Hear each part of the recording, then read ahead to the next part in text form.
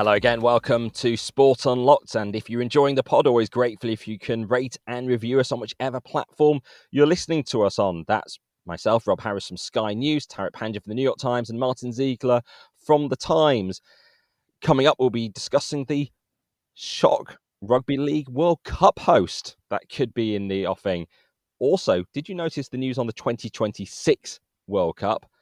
But we begin with more racism in Spanish football and outrage over the La Liga reaction to the abuse faced by Vinicius Jr. playing for Real Madrid at Valencia. This is one of those incidents that has gone way beyond football and has turned into a sort of global news story as well.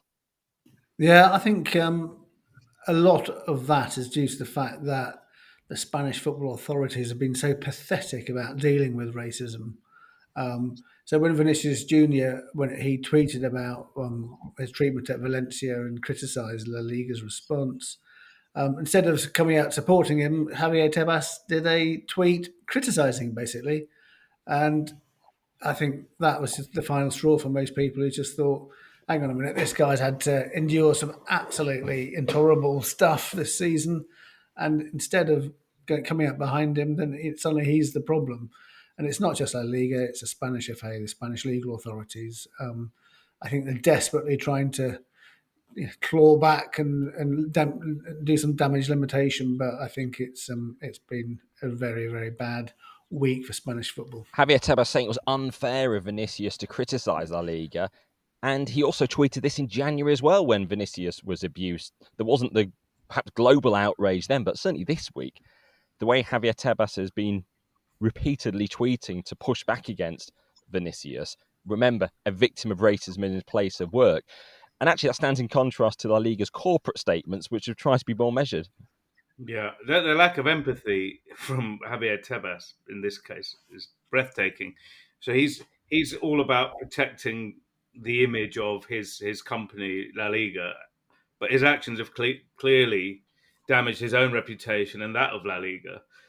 One of the things that has come out, La Liga actually published this, that Vinicius Jr., in terms of suffering racist abuse that they have acknowledged and tackled, has had 9 separate incidents against him across 2 seasons. That is enormous. And one of those was related to him being hanged in effigy outside Madrid's training ground. And Martyn, you mentioned that it's damage limitation. And again, you kind of sense this because that happened in January. And 2 days after the incident in Valencia on Sunday, the Spanish authorities announced that they've arrested 4 people in relation to that case of the effigy being hanged. Now, my question is, so this happened in January. Is it just a coincidence that you finally found the time to arrest these people after the Valencia thing exploded?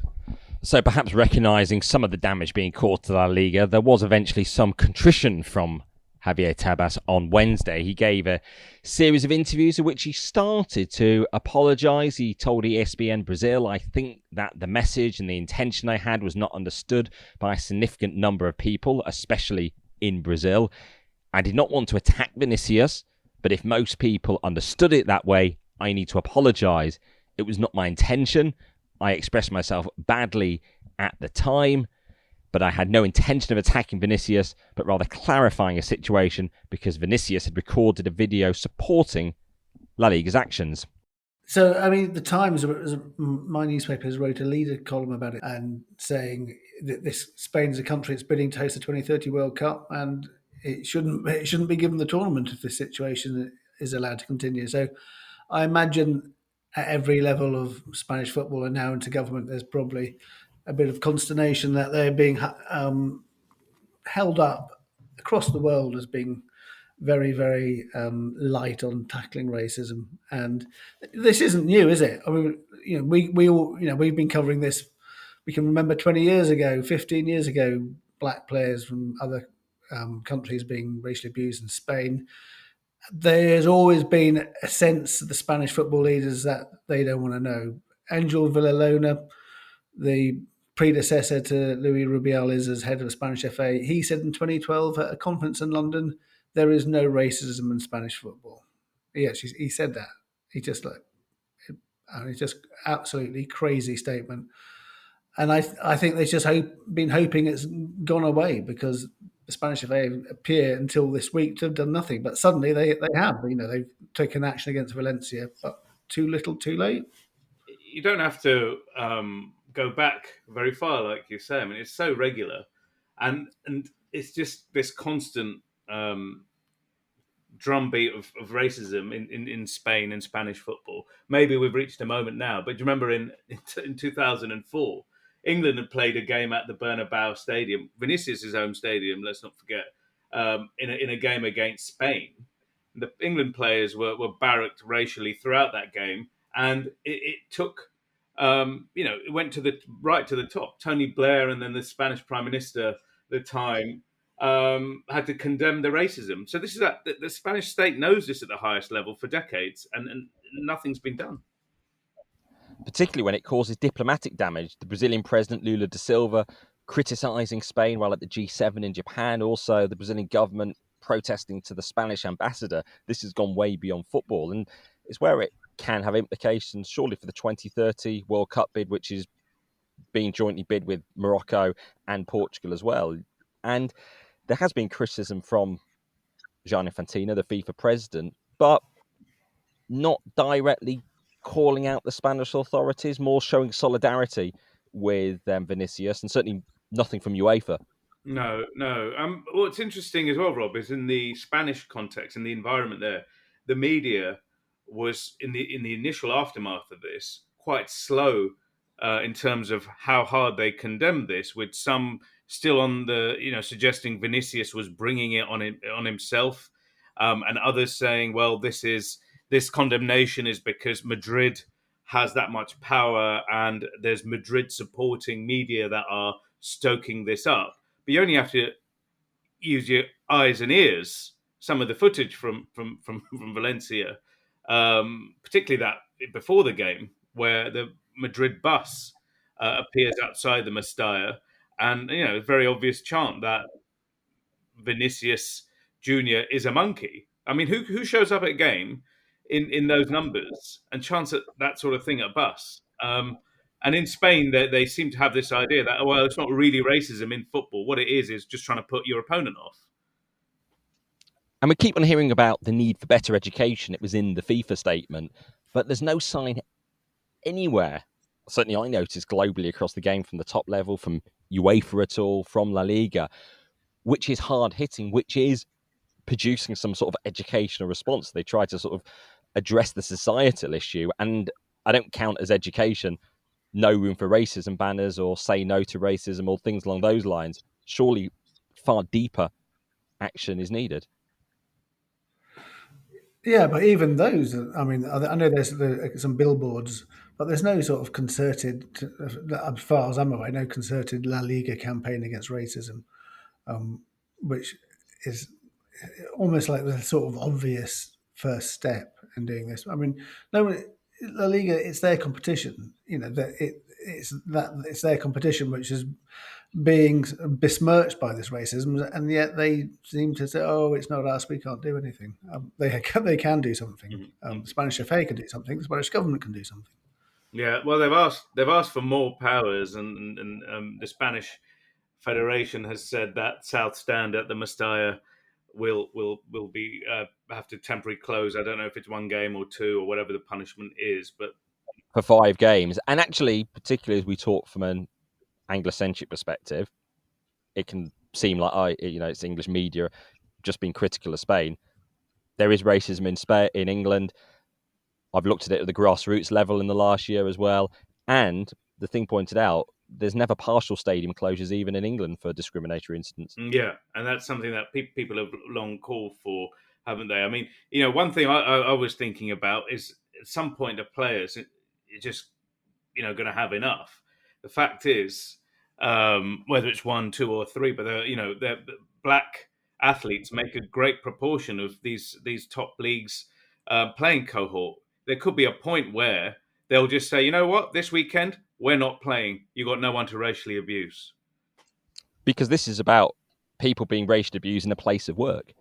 And the suggestion from FIFA, follow the 3-step process. What that 3-step process means, though, is it allows 3 separate opportunities for people to face racist abuse before the situation is abandoned. And yes, it was a notable thing to actually codify this, to start to implement processes around the world that set out clearly for referees what to do.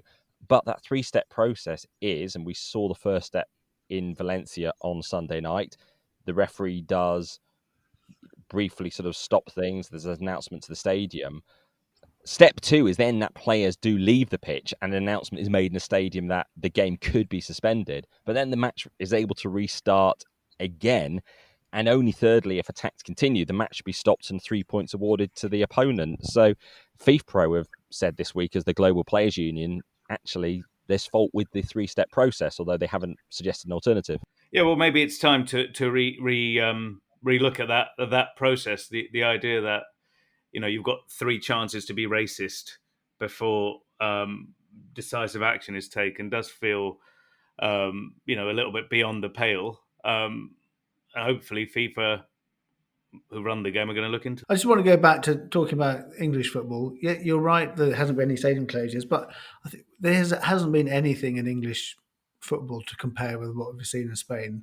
And when there are incidents, things do happen. For example, the Chelsea fan made a racist gesture towards Tottenham's Son Heung-min. He was banned for 3 years.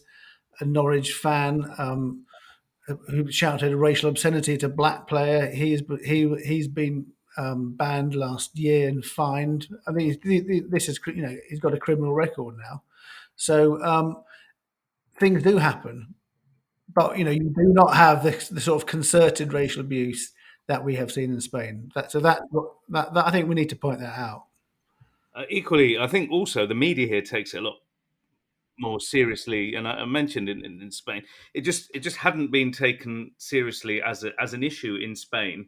It took a day or two for them to kind of clock on that this is a big issue, and then you see the media coverage change as well. So in England, any of those incidents you mentioned and more. Do you remember the Chelsea fans in Paris on that subway train, for example? They were highlighted in the press, and then there were repercussions a few years ago.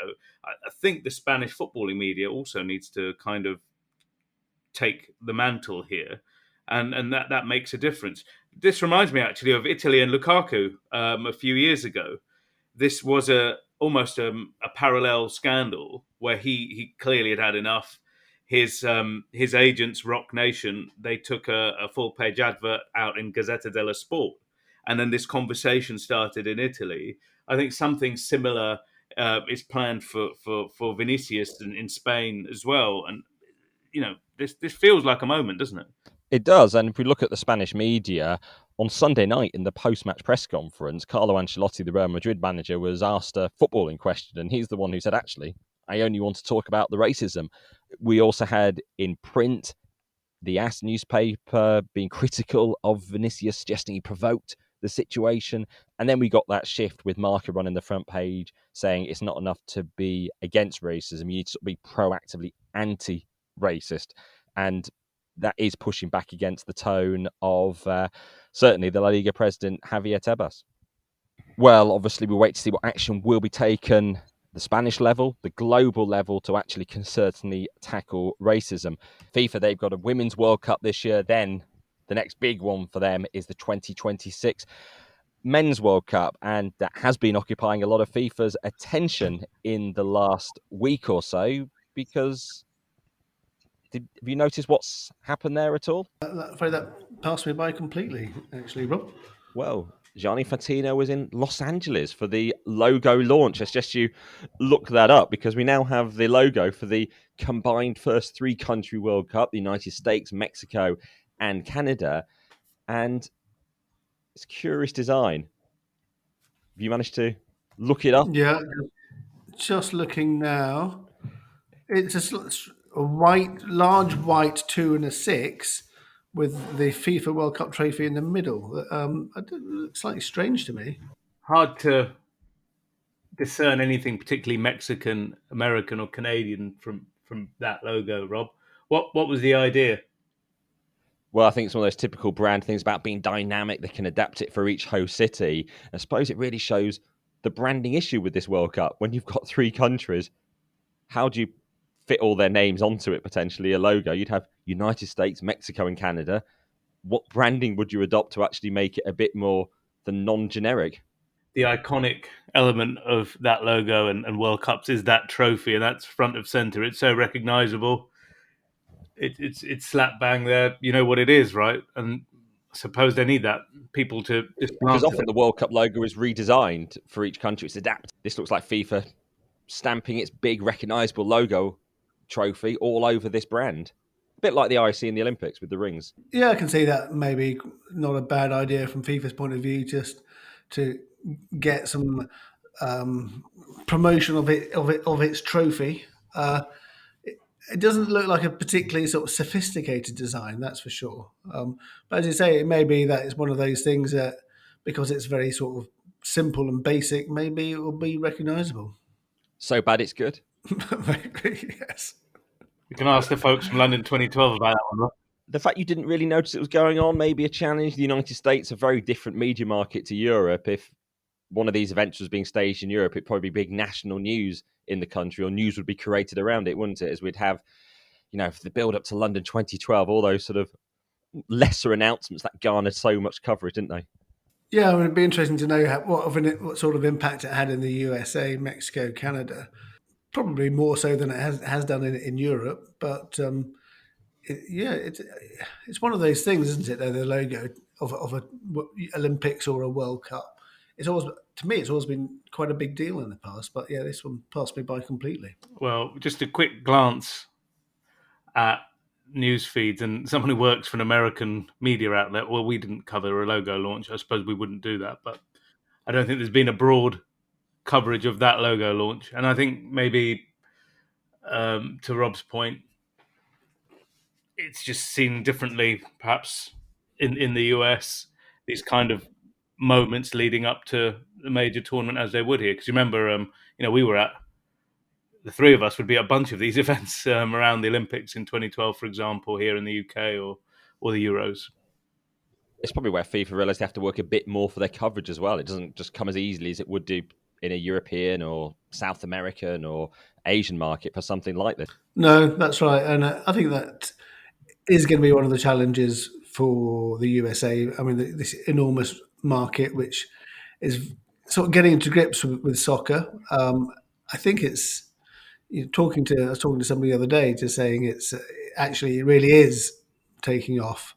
And 2026 is, I think, an amazing opportunity for FIFA to actually make football, soccer, almost one of the top sports in the USA, where it hasn't been traditionally was seen as a women's game.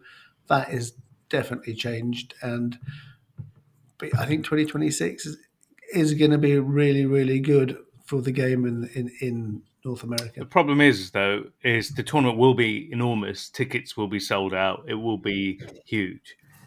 But what happens after and what happens before is a bit of a frustration for, I think, some people at FIFA and beyond. In the local league, the Major League Soccer is quite average. They get a sizable but passionate core audience. Yeah, well, on the other hand, the values of these MLS franchises are going through the roof. So we've seen this the treasurer of the Conservative Party, a British Egyptian businessman called Mohammed Mansour, is buying. Yes, no relation to no relation to the product either, Martyn. What's happening on the field and the revenues those teams generate and what they're sold for are completely different. It's like there's another auction of football teams happening on the side, like a real estate deal, while an average football product is being produced on the pitch. There's no relation, it doesn't seem, between what these prices of MLS teams are and what the product on the field is, and that doesn't look like changing anytime soon. No, maybe, but even so, $500 million for a new franchise in San Diego, I think is think David Beckham only paid $25 million for his Inter Miami franchise due to his deal that he negotiated as a player all the way back in whenever it was, 2007, was it? You're not So suggesting it's anyway, a pyramid scheme, then? I'm not suggesting anything. I just think it's a lot of money and people are willing to pay for it. The thing is, this season, MLS really hasn't made any waves, has it? I mean, if you think about it, do you remember anything that's happened in MLS? Obviously, there's only a certain amount of football you can watch, but Nope. I couldn't tell you anything about the league. Except those massive fees Martyn just described for teams being sold. Absolutely nothing about what happens on the pitch. All right, Zeke, name 5 players in the MLS right now. And there you go. This is a lot of Googling on this episode. I could think of 5, but it would take me some time. All right, there you go. Whereas you could probably name the entire Manchester City bench. They've got so many players on there, for instance. They're on course for the treble still as well. With one of the things is, and we're asked it quite regularly on social media, how much should we bring up the ongoing Premier League charges against them, and what is happening with that case? Manchester City have lodged legal challenges against the process around the 115 charges. Not surprising in a way, but they are disputing the legality of the investigation and the involvement of the Premier League's head of their judicial panel, Murray Rosen Casey, on the grounds of impartiality, I understand, in terms of the fact that his profile in his chambers states that he is an Arsenal FC member. What does that mean, an Arsenal FC member? Is that someone who just buys tickets? It doesn't seem particularly... He's not connected to the leadership of the club or the board or anything. It seems like he's a guy who has a membership and buys tickets. Or is there any more than that?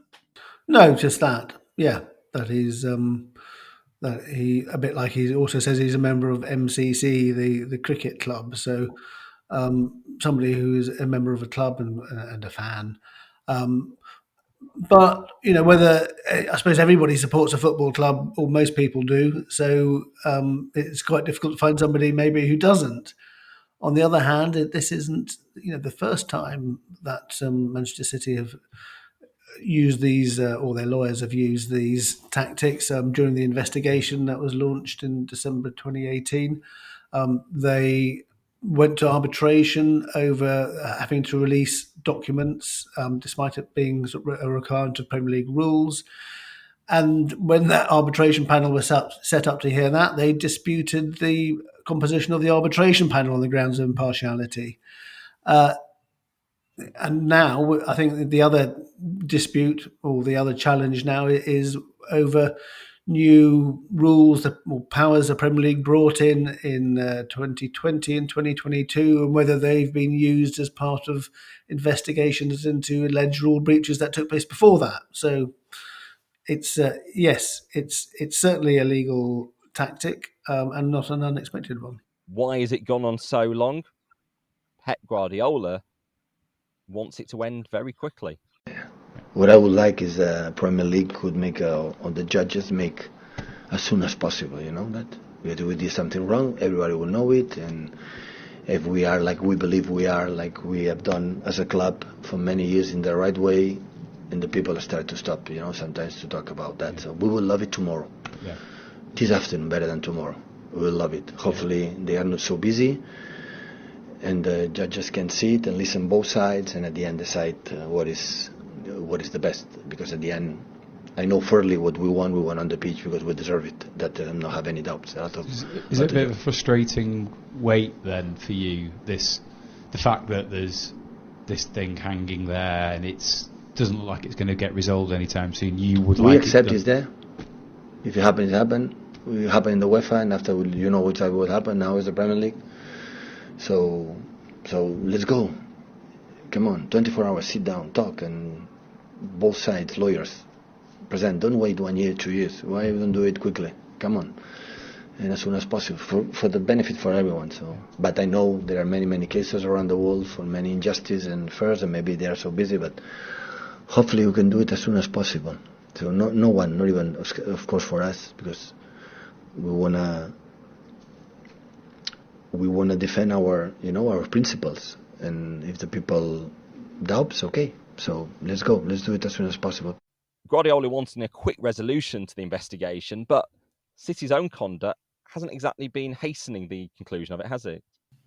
Certainly since the investigation was launched by the Premier League in December 2018, that the every sort of way of Manchester City objecting to releasing information, arbitration panels who are put up to decide on that, and now the actual, since 115 charges were brought, the actual process around that, it just seems to me, as the High Court judge said in 2021, that the Premier League has suggested the club has sought to delay its handing over the relevant documents and information by making numerous procedural applications. So it does seem a bit rich that Pep Guardiola is saying he wants this done in the next 24 hours or as soon as possible, when actually it seems to be the club which is the one wanting to sort of delay this as much as possible. That's my reading of it. But City believe they're innocent. Why should they be rushed in trying to prove so? Pep Guardiola might want to pick up the phone and call the guy who signs his checks, the City chairman, Khaldoon Al Mubarak, because one of the infamous leaked emails that have kind of led us this way, the football leaks emails, is one from Khaldoon Al Mubarak, the City chief, saying the following: I would rather spend 30 million on the 50 best lawyers in the world to sue them being UEFA, for the next 10 years. Now, that doesn't seem like someone who's in a hurry to have anything closed and decided decisively. So, Pep, if you've got him on your WhatsApp or in your phone book, might want to give him a call to tell him you're in a hurry. Of course, City do say those emails were hacked or stolen, taken out of context. We've never actually had a full rebuttal, though, of the context of those emails, which we expect will be at the heart of the Premier League case. Yeah, it'd be interesting. That I don't think when the UEFA and CAS hearing happened, I don't think the full context of the emails was ever revealed. I don't, from what I remember. Well, you're quite right, because they didn't want to provide all of the emails. That would have put this thing to bed, because what was requested initially was the run of emails. So that means what was the context before and after the leaked emails. They were not provided. And funny enough, just before the start of that CAS hearing, UEFA said, I think we have enough to go on, and we'll just go ahead. Turns out they didn't, and they didn't manage to make that part of their case stick. City, of course, were fined millions of euros for not cooperating with the UEFA investigators. Again, something that shows perhaps a club not in a hurry to get things finished.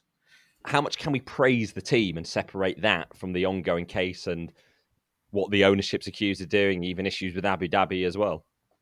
It's a good question, isn't it? Well, I mean, I think it depends on your point of view. So some people might say, well, the charges about breaking financial rules are only before 2018, so 2009 to 2018, and the charges since then are for not cooperating with the Premier League's investigation. So somebody could argue, well, actually, the last 5 years, there's no suggestion they have broken any financial rules.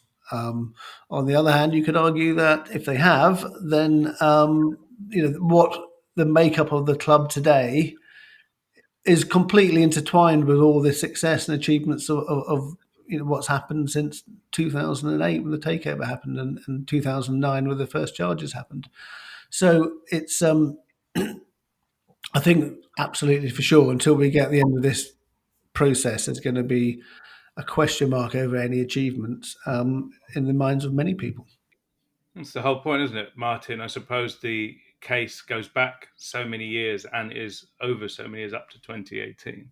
Questions, I guess, the entire edifice that has been built to create this incredible amount of success to win the Premier League title for the 5th time in 6 seasons, 3 times in a row. It is a crushing of the competition.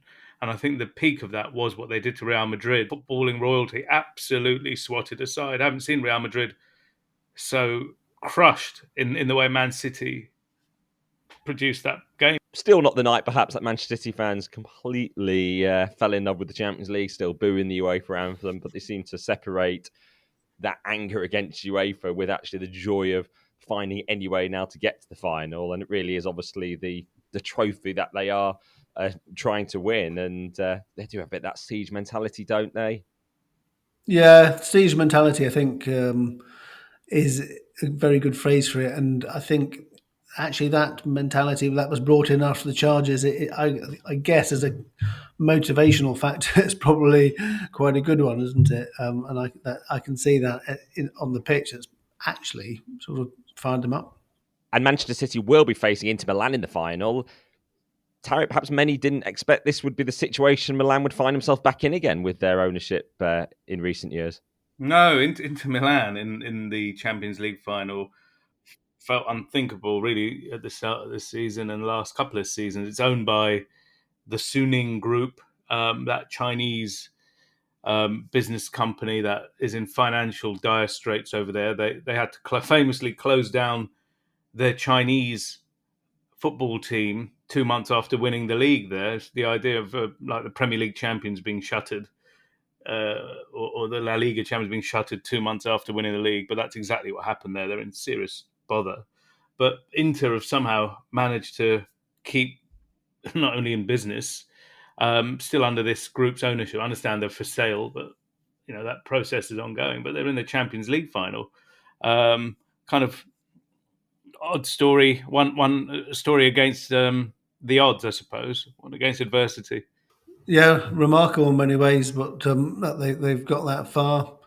But I think we be interesting to see what happens on June the 10th, Istanbul Champions League final. If Manchester City emerge triumphant, I think is be interesting to see what the general reaction is. Well, what a huge moment that would be for Sheikh Mansour and Abu Dhabi if they finally did win the Champions League. That regional sporting rivalry, something that Paris Saint-Germain have never managed to do yet. The Qatari ownership still waiting for their Champions League win. But Qatar are never far from our discussions here. But the most unexpected sport, perhaps, that we're discussing them in light of, Rugby League. What are they doing? Well, Rugby League has had a problem with the World Cup hosts. And for the next World Cup in 2025, France have pulled out, and they're basically casting around looking for a replacement host. And it's somewhat bizarrely emerged that Qatar could be a possible host country for the Rugby League World Cup. Obviously, Qatar, I don't think anyone's ever played rugby league in Qatar before, but this could be a first. Also, Fiji and South Africa expressing interest in hosting that tournament. It's already now lost two hosts. The United States were originally due to host in 2025. They pulled out. Now France have, with financial reasons attributed to this. Is this financial reasons particularly associated with International Rugby League? How much global demand really is there for a Rugby League World Cup? I think it's tricky in terms of if you're not, one of the sort of heartlands of rugby league, such as Australia, New Zealand, Great Britain. Then I think it's difficult to make it financially very attractive. I mean, some countries love rugby league, like Papua New Guinea. I think it's the national game there, and there are other countries which do play it a lot, but in terms of hosting the tournament, it's very difficult, I think, and challenging. So that's the problem they face. Ziggs, I suppose you said there are those other countries that play, but it's very hard to make a living in all but a handful of those countries you mentioned, like Great Britain or Australia and New Zealand, and perhaps putting on a tournament in Papua New Guinea and Fiji is going to be difficult for economic reasons in those countries, which then means that I guess a Gulf nation like Qatar or the Emirates and Saudi, they come riding to the rescue of a lot of these sports federations and say, "Here you go, we're hosting everything." There is one Middle East nation that would be perhaps well suited to be a host, given their interest in rugby league. Lebanon have reached the last 2 quarterfinals at the Men's World Cup. Yeah, absolutely. I was going to mention Lebanon. I'm sure they would be delighted if it was in Qatar. Nevertheless, I can't imagine there are going to be huge sort of crowd numbers at the game. So that I think for the organisers, that has to be something you're going to take into consideration. I have a question, Rob.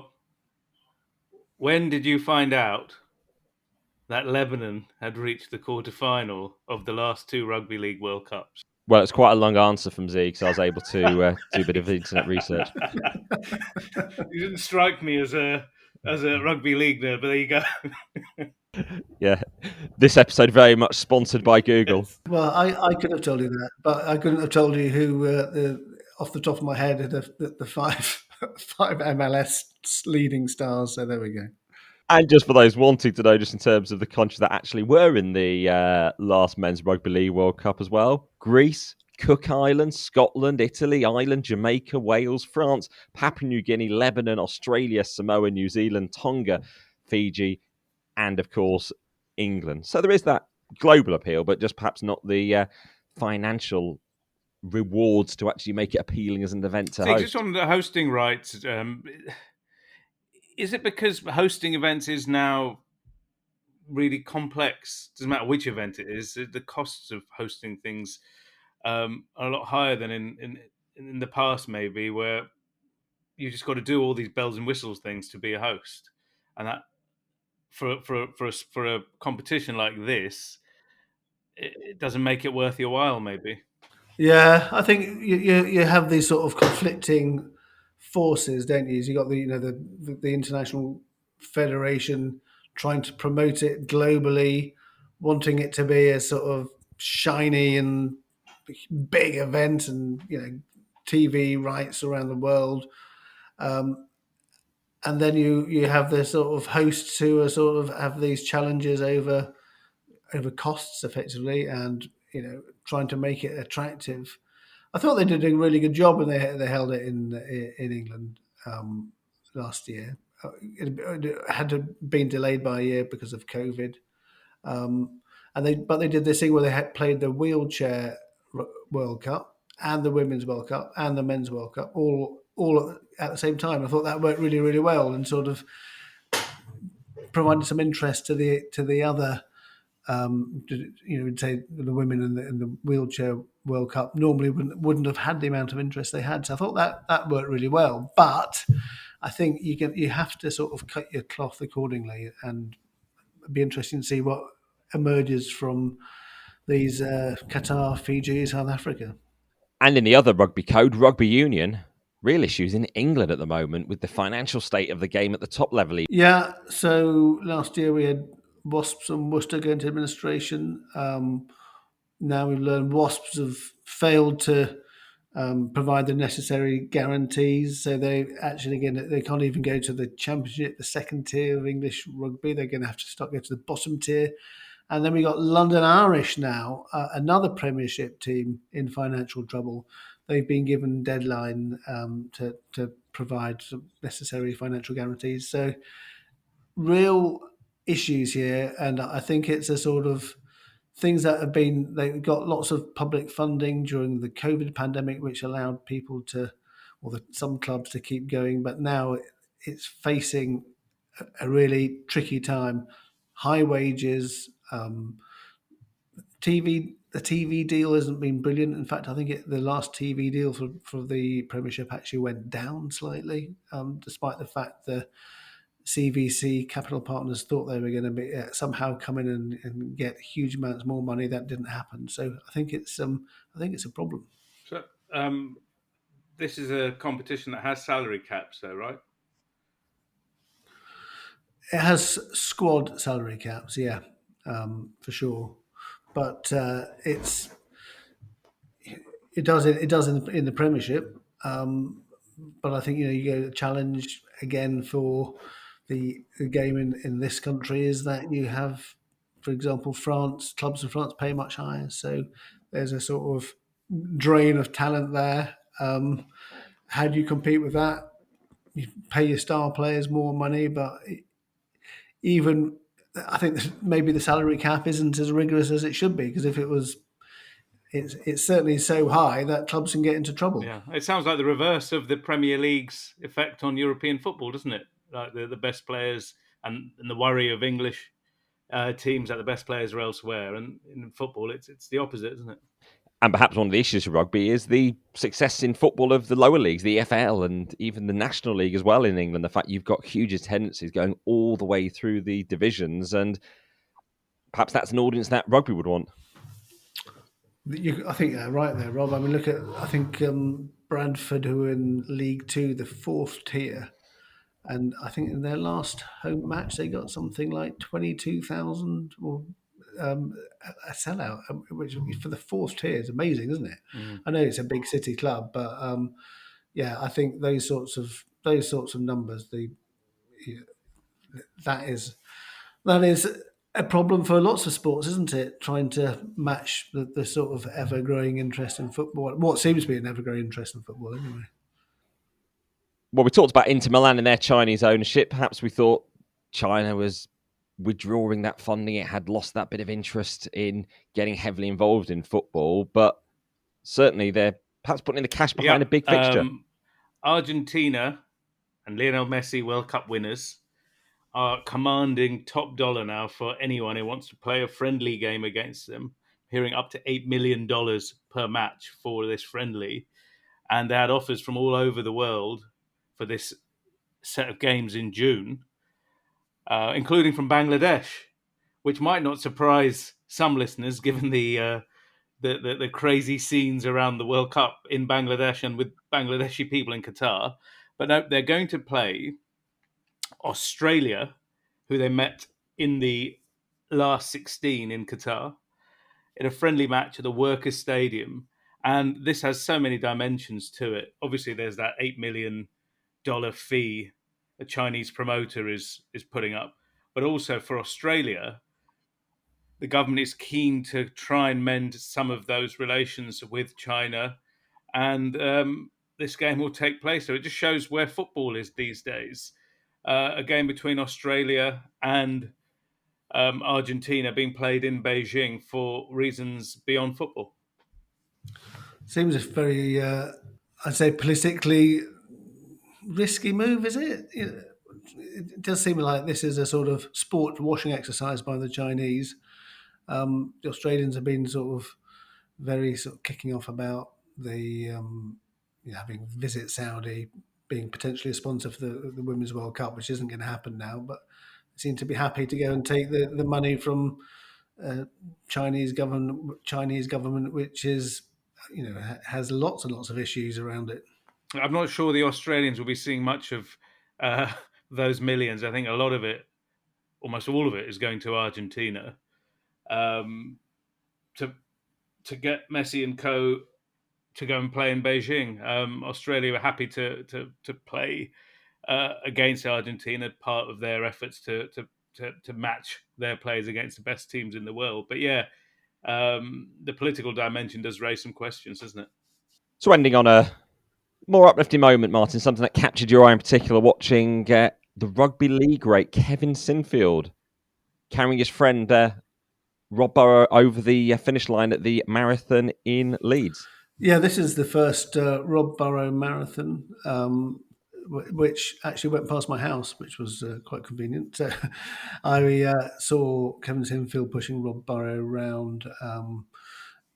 He did it in just over 4 hours. Incredible performance. And then, I think a very emotional moment for everybody watching when Sinfield carried Rob Burrow, picked him out of the wheelchair, carried him across the finishing line, kissed him on the cheek.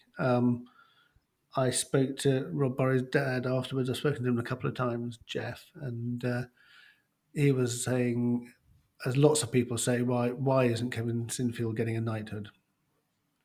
Yeah, it was such powerful pictures. I mean, even if you're not a sports fan or rugby league fan, if you just saw that moment of tenderness between Sinfield and his friend Burrow as they crossed the line, it was just really powerful, wasn't it? Yeah, absolutely. And all about trying to raise awareness and money for research into motor neuron disease. That's right. I mean, Sinfield's done a huge amount of money, raised millions and millions already. I was just spoke to Tracy Crouch, former sports minister, about this issue, and she pointed out no rugby league player, administrator, whatever, has ever been awarded a knighthood. And look at how many people from cricket, football, rugby union. I mean, just rugby union rolls off the tongue, isn't it? You know, Sir Bill Beaumont, Sir Gareth Edwards, Sir Clive Woodward, all the cricketers as well. I think there's some sort of rugby league's a working class sport, and not working class people come through it, and they don't get knighthoods, and they haven't done. I think Sinfield will at some point, but the government are saying, well, you know, he got an OBE last year for his charitable efforts, and he'll have to wait several years before he can be knighted.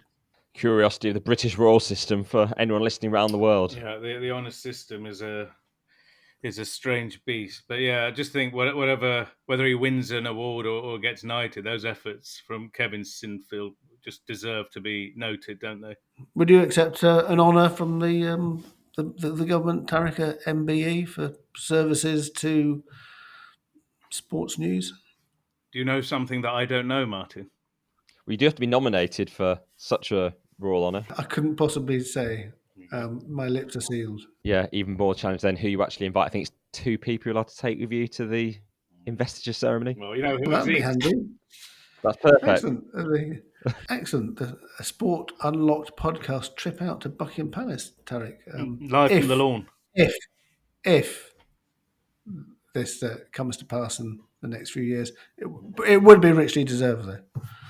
Absolutely. Well, you can send your nominations in, I think, to the Department of Culture, Media and Sport. Provide a form. Or you can just send your questions in to us at Sport Unlocked on Twitter, Facebook and Instagram. Thank you all for listening as ever. Goodbye for now.